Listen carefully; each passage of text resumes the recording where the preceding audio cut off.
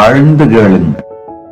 பிரபஞ்சத்தின் இருப்பு பிரணவம், இருப்பிருந்து அது இயங்குவதற்கான காரணம் நோக்கம், நோக்கத்தை நோக்கி அது செல்லும் போக்கு, போக்கு போக்கு சொல்ல வேண்டிய நோக்கு, போக்கு செல்ல வேண்டிய நோக்கு.